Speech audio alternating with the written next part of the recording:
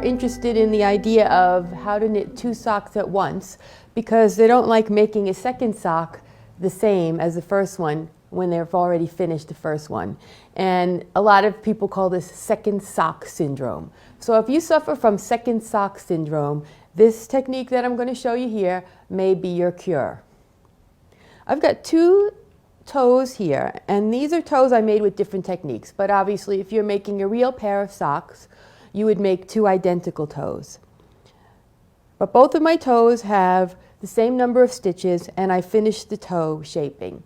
Now, while it is possible to actually knit the toes on two at once on circular needles, I find that that is just so fussy and complicated that I don't like to do it. I recommend that you go ahead and knit the 2 toes separately. This one I've put on double pointed needles, just using them basically as a stitch holder, and this one's on my 2 circular needles where I made it. And I'm going to take the one that I had on hold, which would have been your first toe. I'm going to put it onto the needles with the other one, and then I'll show you how to have both of them set up for knitting at the same time. So my recommendation is that you knit 1 toe and then put it on holder or on a spare needle, and then knit the second toe. And after you have both toes completed, then you put them together, and you can go together and knit the rest of the socks 2 at once.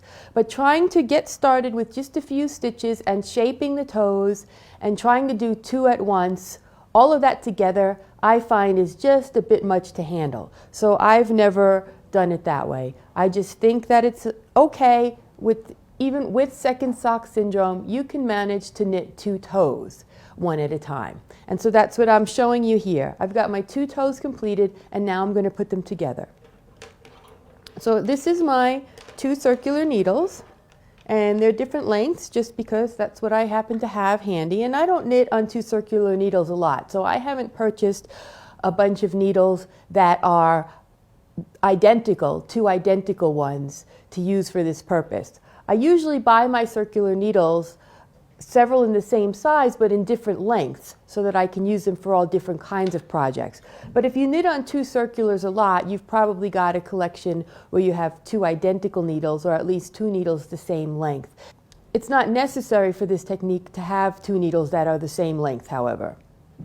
So here I've got my needles and I've got my knitting. I'm going to have the working yarn to the right on both toes that I put on so that I'll be at the beginning of a round for both toes. And so I'm going to line them up on the needles so that they will look like this.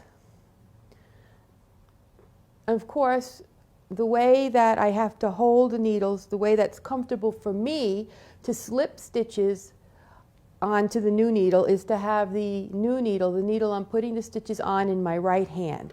So I'm going to turn the whole thing around.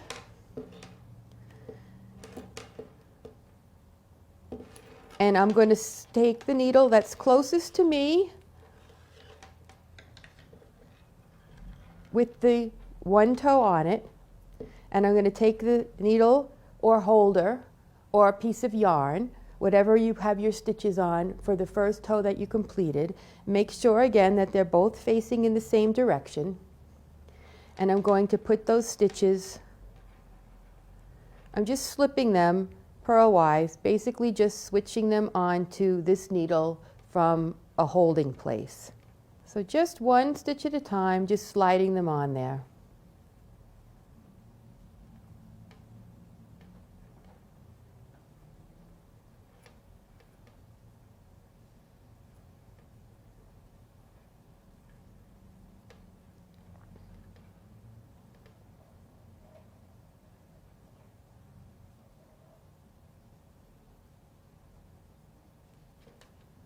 So now I've got both of my toes on the 1 circular needle. You can see they're just one next to the other. And so now I'm going to take the needle that's on the part of the sock that's far away from me. This toe is far away from me, the back part of it, and I'm going to take the needle